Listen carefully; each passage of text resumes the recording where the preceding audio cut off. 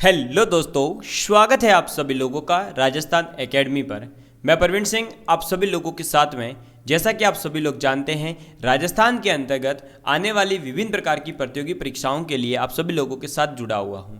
और आप सभी लोग जानते हैं कि जो 2021 की लैब असिस्टेंट की भर्ती थी, जो 2022 में जिसका पेपर हुआ, उसके लिए मैंने आप सभी लोगों के साथ में जुड़ करके बहुत अच्छे तरीके से अपन ने मेहनत करी थी और कई विद्यार्थियों का सिलेक्शन भी हुआ है। ठीक है, और उनके वीडियोस भी हमारे यूट्यूब चैनल पर अवेलेबल है और काफ़ी सारे स्टूडेंट्स का मैंने व्हाट्सएप पर स्टेटस लगाया था, हमारे टेलीग्राम चैनल पर भी मैंने शेयर किया था कि किस प्रकार से उन विद्यार्थियों ने जो है फ्री ऑफ कॉस्ट हमारे यूट्यूब चैनल पर अवेलेबल क्लासेस से जो है सिलेक्शन लिया है। अब कुछ स्टूडेंट सोचेंगे कि नहीं सर, आप जो है बाद में बच्चे कहते हैं ऐसे रियल नहीं होता है, ये सब फेक वैक है। तो आपको बता दूं कि अभी भी हमारे YouTube चैनल पर लैब असिस्टेंट की अलग से प्लेलिस्ट बनी हुई है और आपका पेपर आपके पास है। आप पेपर और क्लासेस को देख करके सॉल्व करने बैठ जाइए। अगर आपसे सॉल्व नहीं होते हैं या आप लोग जो हैं खुद को आपको नहीं मिलता है क्वेश्चन डायरेक्ट एग्जाम में, तो आप खुद बता दीजिएगा। ठीक, चलिए अब लैब असिस्टेंट की भर्ती में जैसे ही सिलेक्शन हुआ, काफ़ी सारे बच्चों का सिलेक्शन होने के बाद में जैसे ही आप लोग जानते हैं कि सफलता मिलती है तो बहुत सारे विद्यार्थी और भी उससे पूछ कर कनेक्ट होते हैं। अब राजस्थान एकेडमी से बहुत सारे बच्चे लैब असिस्टेंट के लिए जुड़ते ही अब वो सब बच्चे कह रहे हैं कि सर लैब असिस्टेंट की भर्ती नई कब आने वाली है। तो आपको बता दूं कि बजट में घोषणा नहीं हुई थी, लेकिन उसके जस्ट बाद में एक सर्कुलर जारी हुआ, आपने बहुत सारे बच्चों ने देख लिया होगा, और उसके अंदर लैब असिस्टेंट यानी प्रयोगशाला सहायक के पदों की भी बात की गई है। तो इसका मतलब ये तो फिक्स है कि 2023 के अंदर लैब असिस्टेंट प्रयोगशाला सहायक की भर्ती तो आएगी। ठीक है, तो इसके लिए अपने को जो है कमर कस के एकदम तैयार हो जाना है। क्लियर है। साथ ही साथ आपको बता दूं, जो सीईटी का नोटिफिकेशन है उसके अंदर प्रयोगशाला सहायक को इंक्लूड नहीं किया गया है। तो ये उन विद्यार्थियों के लिए बहुत अच्छी बात है जिन्होंने सीईटी एग्जाम नहीं दिया या जिनका सीईटी एग्जाम अच्छा नहीं गया। मतलब अपन बिना सीईटी के भी लैब असिस्टेंट की बहुत अच्छी तैयारी करेंगे तो अपन नौकरी ले सकते हैं। ठीक, चलो अब कब आएगी भर्ती, सबसे पहला डाउट ये आएगा, और कितने पदों पर आएगी।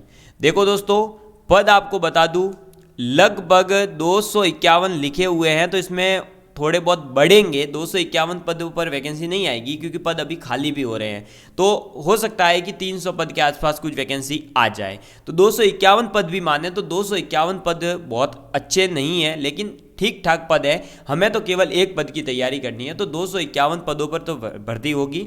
ये नोटिफिकेशन इनका कब आएगा, तो देखो नोटिफिकेशन जो है विद्यार्थियों, आपको बता दूं पहले ही कि अभी फरवरी चल रहा है, फरवरी के बाद मार्च, अप्रैल, मई तक इनका नोटिफिकेशन नहीं आएगा।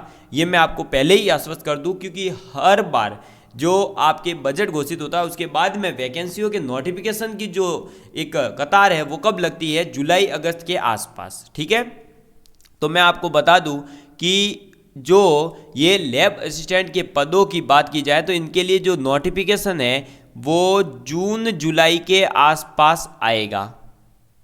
ठीक है, अब इससे पहले भी आ सकता है क्योंकि चुनाव आ रहे हैं, तो चुनाव से पहले जो आचार संहिता लगती है, तो आचार संहिता से 1-2 महीने पहले, 3 महीने पहले भी भर्ती हो जाए, तो हो सकता है मई में भी नोटिफिकेशन आ जाए या अप्रैल एंड में ही आ जाए। ठीक है, तो ऐसा नहीं है कि भाई जून में ही आएगा इसलिए अपन रिलैक्स हो जाए, नहीं, क्योंकि आप लोग जानते हैं लैब असिस्टेंट का सिलेबस बड़ा है अब, है ना। पहले छोटा हुआ करता था, अब बड़ा है, 2 पेपर है, अभी सब बता रहा हूँ। तो ये हो गई बात, कब आएगी, जून जुलाई के आसपास आ सकती है। पद आएंगे 251। पेपर कितने होंगे, तो पेपर आपके अगर पुराना पैटर्न ही फॉलो होता है, जो 2022 में जो पेपर हुआ और 2021 की भर्ती थी उसके अंदर तो 2 पेपर हुए थे, तो 2 पेपर होंगे आपके।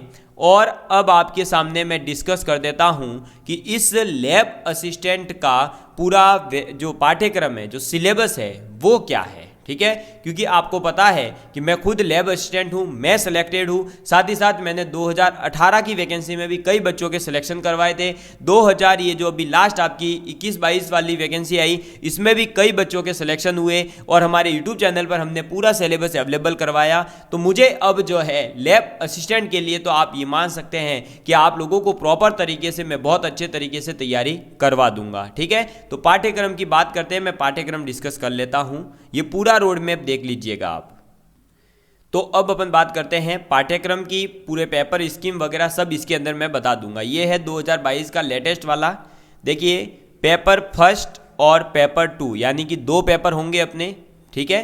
पहले पेपर में आपके आएगा सामान्य ज्ञान, जिसमें आपसे पूछा जाएगा राजस्थान का भौगोलिक यानी कि ज्योग्राफी, ऐतिहासिक यानी हिस्टोरिकल, सांस्कृतिक यानी कल्चरल और सामान्य ज्ञान यानी कि राजस्थान की ज्योग्राफी, राजस्थान की हिस्ट्री, राजस्थान का आर्ट एंड कल्चर आपसे पूछा जाएगा।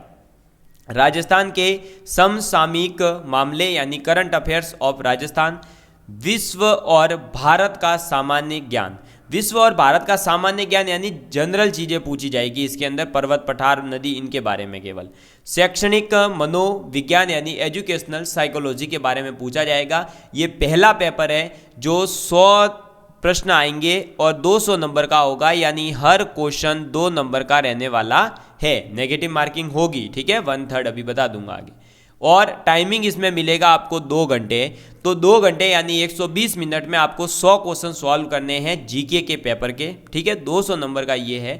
और पेपर 2 की अगर बात की जाए, किसकी, पेपर 2 की अगर बात की जाए तो पेपर 2 के अंदर आपके विज्ञान आएगी, विज्ञान का सेकेंडरी स्तर का ज्ञान।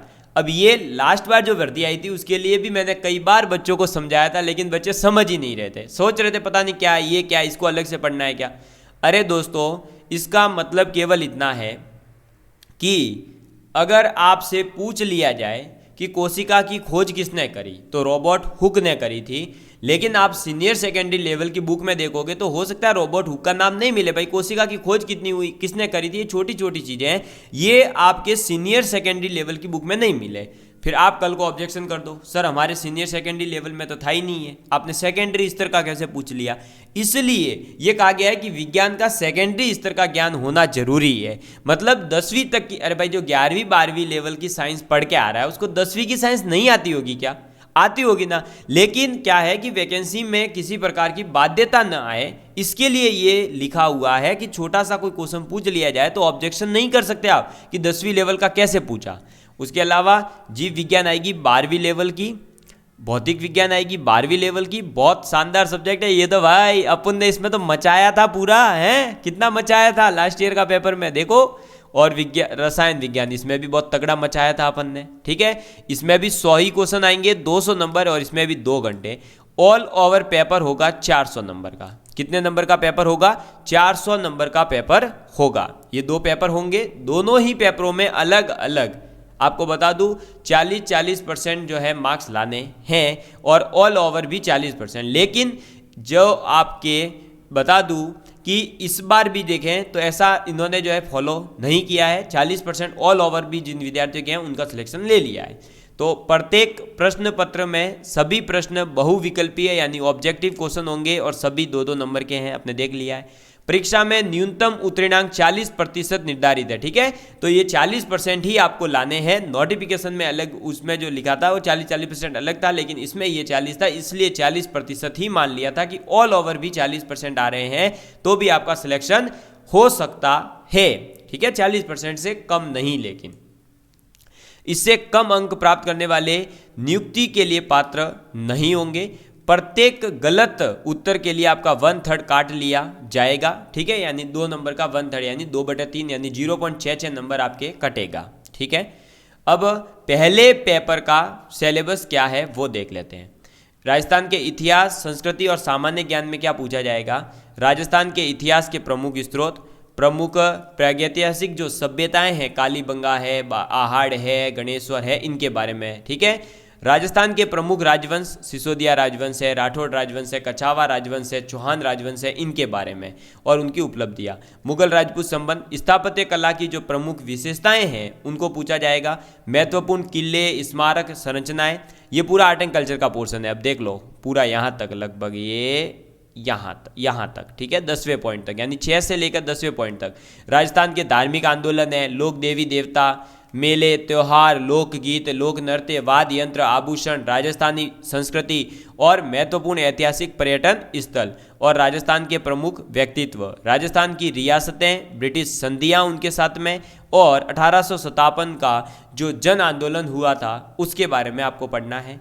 इसके साथ में आपको क्या पढ़ना है, तो कृषक एवं जनजाति आंदोलन, प्रजामंडल आंदोलन, राजस्थान का एकीकरण कैसे हुआ ये पढ़ना है, राजस्थान का राजनीतिक जागरण और विकास, महिलाओं के विशेष संदर्भ में महिलाओं ने क्या योगदान किया है वगैरह, ये ठीक है।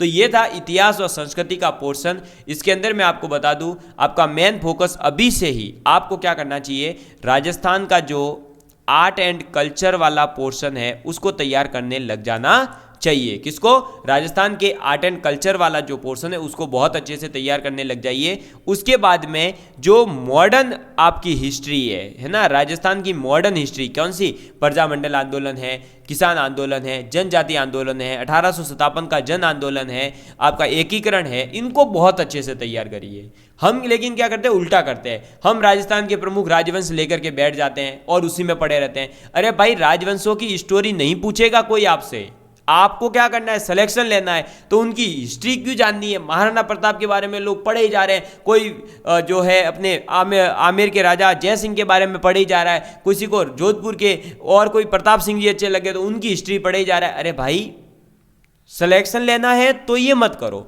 अगर पीएचडी करनी है, नॉलेज गेन करना है, मजे लेने हैं, इतिहास को पढ़, मैं खुद पढ़ता हूं, मैं भी पढ़ता हूं, मुझे बहुत मजा आता है हिस्ट्री पढ़ने का, लेकिन सिलेक्शन लेना था तब मैंने ये नहीं पढ़ा था, तब मुझे पता भी नहीं था कौन क्या है, ठीक है। तो इसलिए आपको सिलेक्शन लेना है, तब तक ये नहीं पढ़ना है। उसके बाद में आप चंद्रसेन के बारे में बहुत सारी चीजें पढ़ लेना, कोई दिक्कत नहीं है, ठीक है। तो पहले आर्ट एंड कल्चर और मॉडर्न हिस्ट्री को तैयार करना, उसके बाद हिस्ट्री वाले पोर्शन पर जाना। राजस्थान का भूगोल तो बहुत ही अच्छा पोर्शन है, इससे बहुत अच्छे क्वेश्चन बनते हैं और बहुत शानदार तरीके से आप 100 में से मान के चलिए 20 से 25 क्वेश्चन होंगे जो सीधे सीधे ज्योग्राफी के होंगे और अच्छे से तैयार किए जा सकते हैं, जिसमें स्थिति विस्तार है, मुख्य भौगोलिक विभाग है जैसे कि मरुस्थलीय प्रदेश, 4 भाग है आपको पता ही है, अरावली है, मैदानी और पठारी भाग, अववाह तंत्र है, जलवायु है, मृदा है, प्राकृतिक वनस्पति है, वन्य एवं वन्य जीव संरक्षण है, पर्यावरण एवं पारिस्थितिकी मुद्दे, मरुस्थलीकरण, कृषि, जलवायु, प्रदेश। इनसे क्वेश्चन राजस्थान के लगभग हर एग्जाम में आ रहा है और ये 8 है, ये मैंने पूरा वीडियो बना करके 50 बार समझा दिया था, पूरे वीडियो में डिस्कस किया हुआ है, लेकिन आप नहीं पढ़ते हैं। प्रमुख फसलों के बारे में मैंने पूरा वीडियो अवेलेबल है अभी भी यूट्यूब पर। पशुधन, बहुउद्देश्य परियोजना, सिंचाई परियोजना, जल संरक्षण, परिवहन और खनिज संपदाएं। खनिज संपदाएं पूरे रंगीन नोट्स के साथ पढ़ाया था, फिर भी सही क्वेश्चन नहीं हो रहे तो फिर आपकी गलती है, ठीक है। तो ये है ज्योग्राफी का पोर्शन, इसके लिए भी आप लोगों को हमारे यूट्यूब चैनल पर रंगीन नोट्स के साथ क्लासें मिल जाएगी, आप देख सकते हैं। इसके अलावा आपको पढ़ना है करंट अफेयर्स। करंट अफेयर्स के लिए मैं लास्ट बार भी यही बोला था, अब भी मैं यही बोलूँगा, डेली एक न्यूज़पेपर पढ़ते रहें, बस डेली एक न्यूज़पेपर पढ़ते रहो और बाद में जो 2-2 मंथ की एक मूमल की जो आपकी करंट अफेयर्स की बुक आती है वो पढ़ते रहो, मोर देन इनफ है। करंट अफेयर्स के क्वेश्चन इन दोनों सोर्स के अलावा कहीं से नहीं आते, ठीक है। फालतू में जो है आपको ज़्यादा टाइम वेस्ट करने की जरूरत नहीं है। विश्व और भारत का सामान्य ज्ञान, इससे छोटे छोटे क्वेश्चन आएंगे और इस बार तो पूछे ही नहीं है, जो लास्ट ईयर का पेपर हुआ उसमें तो पूछा ही नहीं है, ये शैक्षणिक मनोविज्ञान के क्वेश्चन आए ही नहीं है। और इस जब लास्ट बार के आप वीडियो देखोगे मेरे, तो उसमें मैंने बोला था कि मत पढ़ना, क्यों, क्योंकि भाई साहब जो नया सिलेबस ऐड हुआ था तो उस टाइम पे काफ़ी कम समय में पेपर बनाना था, और एजुकेशन साइकोलॉजी जो है लैब असिस्टेंट के सिलेबस में ऐड सिर्फ इसलिए करी है क्योंकि इनका प्रमोशन आगे जाकर के टीचर के रूप में हो सकता है अगर आपके पास बीएससी बीएड है तो वो सोचते हैं कि सब पढ़ा लिखा हो तो ठीक रहेगा, सेकंड ग्रेड पेपर और फर्स्ट ग्रेड का जो पेपर है उसके तर्ज पर लैब असिस्टेंट का पेपर बनाने की चाहत थी, लेकिन बना नहीं पाए थे। लेकिन इस बार अब जो है आपके हो सकता है इससे क्वेश्चन पूछे जाए, तो आप इसको तैयार करके जाएं, ठीक है। लास्ट बार कई लोगों ने एजुकेशन साइकोलॉजी पढ़े फिर बाद में रो रहे थे, कॉल कर करके रो रहे थे, अभी भी मेरे पास मैसेज पड़े हैं कि सर बर्बाद कर दिया नहीं, तुम्हारे लखन थे, बोलो वो करना नहीं है, अपनी मनमर्जी से पढ़े जा रहे हो। अरे सर एजुकेशन साइकोलॉजी आ गई तो क्या करेंगे, अरे आप क्या करोगे बताओ। मैं आपको यहाँ सिंपल गणित समझा देता हूँ एक, कि भाई 100 क्वेश्चन देने हैं, 100 के 100 एजुकेशन साइकोलॉजी के नहीं देने, 100 के 100 कोई विश्व भारत के नहीं देने। अरे इन दोनों के मिला करके मुश्किल से 40 क्वेश्चन भी दे दिए तो क्या फर्क पड़ रहा है, 60 क्वेश्चन तो सही करो पहले, है मूर्खो, पहले 60 क्वेश्चन तो सही करो। अबे 60 क्वेश्चन सही हो गए तो सिलेक्शन तो हो जाएगा, 60 दूनी 120 नंबर हो गए। और पता है कितनी कट ऑफ जा रही है? कट ऑफ देखी थी, कहाँ 120 नंबर भी नहीं आ रहे लोगों के, तो अरे 12-12 नंबर आए। तो भाई अपनी स्थिति सुधारो, अपनी सोच विकसित करो कि सिलेक्शन के लिए क्या पढ़ना है, नॉलेज के लिए क्या पढ़ना है और एंटरटेनमेंट के लिए क्या पढ़ना है। लोग आजकल एंटरटेनमेंट के लिए तो चीज़ें, जो एंटरटेनमेंट के लिए है वो पढ़े जा रहे हैं, जो पढ़ने के लिए उसका एंटरटेनमेंट बना रहे हैं। तो फिर क्या होगा? तुम्हारा एंटरटेनमेंट बन जाएगा। ये पहले ही बता दे रहा हूँ, अभी ही बता रहा हूँ, आज ये वीडियो बना रहा हूँ सॉरी, वैकेंसी आ जाएगी, नोटिफिकेशन जारी होगा, सिलेक्शन होगा, उसके बाद बताऊंगा कि देख लो। क्योंकि मुझे पता है, पिछले मैं तो भाई 3 वैकेंसियां लैब असिस्टेंट की निकाल चुका हूं। मुझे पता है क्या गलती करते हैं। जनरल साइंस में तो जनरल साइंस पढ़ रहे हैं और हिस्ट्री में पीएचडी कर रहे हैं, फिर कहां से सिलेक्शन होगा यार लैब असिस्टेंट में? है 12वीं बेस का पेपर है भाई, छोटे मोटे ऐसे ही पेपर नहीं ले रहे वो, समझो इस बात को। चलो पेपर 2 की बात करते हैं। पेपर 2 में देखो, जीव विज्ञान बायोलॉजी का पोर्शन बहुत लंबा है, रियली बहुत लंबा है, मजाक की बात नहीं है, लंबा है। तो इसके लिए तैयारी अभी से करनी पड़ेगी। लंबा है इसीलिए तो बोला है कि अभी से लग जाओ अगर लैब असिस्टेंट बनना है तो।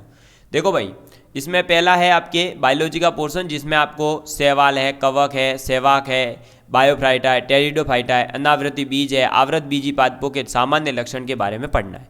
अब मैं यहाँ एक सजेशन दे रहा हूँ, जो भी विद्यार्थी साइंस मैथ का है वो अभी से बायो पढ़ने स्टार्ट कर दे। एग्जाम टाइम पे बायो पढ़ेगा तो रोएगा, क्योंकि उस टाइम पे फिजिक्स केमिस्ट्री पढ़नी है भाई तेरे को, क्योंकि फिजिक्स केमिस्ट्री में तो स्कोर कर पाएगा। बायो अभी से पढ़ेगा तो मुश्किल से वहाँ 10-5 क्वेश्चन हिला पाएगा, क्योंकि बायो के क्वेश्चन मैथ्स वाले पूरी बायो जो है 11-12 की बेसिक से पढ़ेंगे तो वहाँ क्वेश्चन होंगे सॉल्व। इसलिए अपने को अभी से इसकी तैयारी में लग जाना है। इनके क्वेश्चन आते हैं, आवृत बीजी पादपों की अकारिकी, मूल, स्तंभ, प्रण की संरचना, रूपांतरण, पुष्प और बीज की संरचना, इनके बारे में पढ़ लेना। पादप शरीर, उत्तक तंत्र और द्वितीयक वृद्धि, पादप कारिकी के बारे में आपको पढ़ना है। ठीक है, पर्यावरण अध्ययन आपको पूरा पढ़ना है, ये मैंने पढ़ाया था यूट्यूब पर। जैव प्रौद्योगिकी यानी बायोटेक्नोलॉजी के बारे में पढ़ना है आपको। पादपों का आर्थिक महत्व पढ़ना है। कोशिका के बारे में आपको पढ़ना है। ठीक है, पढ़ लेना। ये जो आपका है बायोलॉजी का पोर्शन है, इसको मेरी कुछ ज़्यादा इसमें जो है नॉलेज नहीं है। मेरे को इस फील्ड के अंदर, इसमें भी जीव विज्ञान में भी जिसका ज़्यादा थोड़ा सा नॉलेज है जूलॉजी के बारे में, उसके बारे में मैं थोड़ी बहुत चीज़ें आपको बता दूंगा। ठीक है, बाकी मैं आपको फिजिक्स, केमिस्ट्री, राजस्थान का इतिहास, राजस्थान की आर्ट एंड कल्चर, राजस्थान का पूरा ज्योग्राफी और करंट अफेयर, ये पूरा पोर्शन मैं करवाने वाला हूँ। बायोलॉजी कैसे तैयार करनी है इसका वीडियो भी मैं आपको अवेलेबल करवाऊंगा। वैसे लास्ट ईयर के लिए मैंने अवेलेबल करवा रखा है। तो आनुवांशिकी के बारे में पढ़ना है, जंतु जगत का वर्गीकरण पढ़ना है, मानव में पाचन, श्वसन, उत्सर्जन तंत्र के बारे में, मानव में परिसंचरण तंत्र, मानव तंत्रिका तंत्र के बारे में पढ़ना है, पेशीय तंत्र के बारे में, मानव में जनन तंत्र और मानव रोग जो होते हैं इसके बारे में पढ़ना है, जैव विकास, बायोलॉजिकल इवोल्यूशन जो हुआ है उसके बारे में पढ़ना है। इसके बाद में फिजिक्स आ जाती है। फिजिक्स के 10 ही टॉपिक हैं। लास्ट ईयर भी 10 ही थे, उससे पहले वाली वैकेंसी में भी 10 थे, उससे पहले वाली 2016 की भर्ती में भी 10 ही टॉपिक थे। ठीक है, और हर बार कहा जाता है बदलेगा, कुछ नहीं बदलेगा, पहले ही बता रहा हूँ अभी। पहला है टॉपिक दृढ़ पिंड गति की, बल आघूर्ण, कोणीय संवेग संरक्षण, जड़ सरल श्यामिति जो वस्तुएं होती है उनका जड़त्व आघूर्ण निकालना आना चाहिए आपको। और आपको बता दूँ ये पूरा पोर्शन अभी ही यूट्यूब पर अवेलेबल है, पिछली क्लासेस देख करके अच्छे से नोट्स वगैरह बना सकते हो आप। उष्मा गति की पूरी पढ़नी है, बहुत अच्छे से पढ़ा रखा है। दोलन पढ़ा रखा है पूरा, वेव तरंगे अध्यारोपण सिद्धांत क्या है, डॉपलर इफेक्ट क्या है, ये सब पढ़ा रखा है मैंने। ठीक है, तो आप पढ़ लीजिएगा। इलेक्ट्रोस्टैटिक्स आपका पूरा यानी स्थिर वैद्युतिकी के बारे में, विद्युत धारा के बारे में पढ़ा रखा है, ये सब पढ़ा रखा है, यूट्यूब पर अवेलेबल है। इसको पूरा विस्तार से मैंने अच्छे से डिटेल के साथ में क्वेश्चंस के साथ में पढ़ाया है और डायरेक्ट क्वेश्चन आए हैं, पेपर उठाकर देख लो भले। ऑप्टिक्स पूरी, परमाणु और नाभिक और अर्धचालक इलेक्ट्रॉनिकी, और ये पूरा मैं वापस से बहुत और अच्छे से एडवांस तरीके से इस बार और भी बहुत अच्छे तरीके से आप लोगों को प्रॉपर तरीके से पढ़ाने वाला हूँ। रसायन विज्ञान में आवर्त सारणी के बारे में पढ़ना है आपको। ठीक है, इसमें जो जो दे रखा है वो टॉपिक वाइज टॉपिक पढ़ा रखा है मैंने। एस और पी ब्लॉक पूरा पढ़ना है आपको। फिर केमिकल इक्विलिब्रियम पढ़ना है, आयनिक इक्विलिब्रियम आपको पढ़ना है। ठीक है, इसके अलावा आपको गैसियस स्टेट के बारे में पढ़ना है, लिक्विड स्टेट के बारे में आपको पढ़ना है। ठीक है, सॉलिड स्टेट के बारे में आपको पढ़ना है, सॉल्यूशन के बारे में आपको पढ़ना है, और ये पढ़ा रखा है। कार्बनिक यौगिकों का नामकरण कैसे होता है, यूपीएससी नामकरण क्या है, अभिक्रियाओं के प्रकार क्या है, इलेक्ट्रॉन स्नेही क्या होते हैं, ये सब पढ़ा रखा है। ठीक है, हाइड्रोकार्बन के बारे में आपको पढ़ना है। हाइड्रोकार्बन की परिभाषा, प्रकार, हाइड्रोकार्बनों का विरचन, भौतिक गुणधर्म, रासायनिक गुणधर्म, ये सब चीज़ें मैंने आपको बहुत अच्छे से पढ़ा रखी है। तो ये है दोस्तों अपना क्या, केमिस्ट्री का पूरा सिलेबस। देखिए फिजिक्स के अंदर भी अपने कितने टॉपिक दे रखे हैं, एक सेकेंड, ये पेन थोड़ा सा डिले कर रहा था, एक मिनट रुकिएगा। हाँ देखिए फिजिक्स के अंदर भी है अपने 10 टॉपिक, केमिस्ट्री में है 10 टॉपिक, और बायोलॉजी के अंदर अगर देखें तो मेनली 17-18 टॉपिक है। ठीक है, तो मेरी आप बात अगर माने तो सबसे पहले तो आप क्या करिएगा कि बायोलॉजी का जो पोर्शन है उसके अंदर जो साइंस मैथ वाले स्टूडेंट है, क्योंकि बायो वालों के लिए तो दिक्कत नहीं है, साइंस मैथ के जो स्टूडेंट है वो क्या करिएगा पहले कि बायोलॉजी के अंदर जो बॉटनी वाला पोर्शन है, यानी कि जो मानव के बारे में जो पूरी स्टडी होती है उसको थोड़ा सा पढ़ लीजिएगा। क्यों? क्योंकि वो आसान होती है रिलेटिवली, और आप समझ सकेंगे, उसको पढ़ेंगे तो आपकी समझ में भी आएगा। मेंडल वगैरह आपने जो है पहले भी छोटी क्लासों में भी पढ़ा है, मानव का श्वसन तंत्र है, उत्सर्जन तंत्र है, ये आपने पढ़ रखा है। तो आप अगर पढ़े हुए हैं पहले से तो उससे क्या होगा कि आप रिलेट करके समझ पाएंगे और बायोलॉजी के उन क्वेश्चंस को सही कर पाएंगे। उसके बाद में फिजिक्स केमिस्ट्री तो अपने को बहुत अच्छे से करनी ही है, तो जैसे ही अपने पास में नोटिफिकेशन आएगा उस टाइम पे भी आपके लिए अगर मैं क्लास लगाता हूँ ना, तब भी मैं सिलेबस करवा दूंगा फिजिक्स केमिस्ट्री का। तो मैं भी इस बार चाहूँगा कि बायोलॉजी का पोर्शन मैं खुद पढ़ करके आप लोगों के लिए बहुत अच्छा कंटेंट यूट्यूब पर अवेलेबल करवाऊँ। जिस प्रकार से फिजिक्स केमिस्ट्री और राजस्थान के पूरे जीके के क्वेश्चंस डायरेक्ट मेरे क्लासेस में से मिले, उसी प्रकार मैं कोशिश करूंगा कि बायोलॉजी के भी बहुत सारे क्वेश्चंस आपको देखने को मिले। और मैं खुद एक मैथ का स्टूडेंट हूँ, लेकिन मैंने आपको पहले भी बता रखा है कई बार कि मेरी क्या पैशन वगैरह है, तो उसमें आपको पता होगा कि मैं बहुत सारी नई सब्जेक्ट सीखने की कोशिश करता हूँ। तो मैं बायोलॉजी पढ़ रहा हूँ और मैं आप लोगों को बायोलॉजी बहुत अच्छे तरीके से समझा सकूंगा, क्योंकि मेरे पास मैथ है, मुझे पता है कि मैं कैसे समझा वैसे ही आपको समझा दूंगा। तो मैथ वाले बच्चों के लिए बिल्कुल टेंशन नहीं लेना। अब इनको जो अपने केमिस्ट्री का पूरा पोर्शन है, इसमें एनसीईआरटी में से क्या क्या पढ़ना है, कौन से चैप्टर पढ़ने हैं, और फिजिक्स में कौन सी एनसीईआरटी पढ़नी है, कहाँ से पढ़ना है, उसके लिए पूरे हमारे पिछली जो लैब असिस्टेंट वैकेंसी है उसका यही सिलेबस है। तो उसके अंदर प्लेलिस्ट में सब कुछ अवेलेबल है, वहाँ से देखो, वहाँ से चीज़ों को समझो। तो ये है अपना पाठ्यक्रम जो मैंने आपके सामने पूरा सिलेबस आपको लैब असिस्टेंट का समझा दिया है, दोनों ही पेपर का। तो आप सभी ने जो है पूरा सिलेबस देख लिया, पद कितने आएंगे, कब आएंगे, कितने पेपर होंगे, सब चीज़ें समझा दी। अब बात आती है नेक्स्ट पॉइंट पर कि तैयारी कैसे करनी है, यानी कैसे करें हम तैयारी आखिर। ठीक है, तो आपको बता दूं दोस्तों, सबसे पहले तो आप राजस्थान के निवासी हैं, आप राजस्थान का जीके जो है पढ़ते रहते हैं, हर वैकेंसी के लिए आपने पढ़ा भी होगा, सीईटी के लिए भी आपने पढ़ा है, तो राजस्थान के जीके से यानी कि आप ऑलरेडी रूबरू हैं। आप जानते हैं कि राजस्थान का जीके में किस प्रकार के कैसे क्वेश्चन पूछे जा सकते हैं। तो उसको आप अभी एक बार रोकिएगा, आप पहले कोशिश करिएगा कि सबसे पहले तो वर्ल्ड और इंडिया का जो सामान्य ज्ञान है उसको थोड़ा सा ले लें। ठीक है, उसके बाद में आप एजुकेशनल साइकोलॉजी जो है उसको थोड़ा सा पढ़ लीजिएगा, उसको ऊपर से बेसिक कॉन्सेप्ट पढ़ने हैं बिल्कुल। ठीक है ना, कोई रीड या सेकंड ग्रेड या फर्स्ट ग्रेड लेवल की डीप में जाके पढ़ने मत बैठना, केवल ऊपर से आपको पढ़ना है। बीएसटीसी के अंदर जितना पढ़ाया जाता है ना ऊपर से वैसे। उसके बाद में आप जो है बढ़िया से क्या करेंगे, बायोलॉजी, आपका फिजिक्स है, केमिस्ट्री है, इन तीनों का फिजिक्स केमिस्ट्री बायोलॉजी तीनों के तीनों की एनसीईआरटीज जो हैं उनको पढ़ लीजिएगा।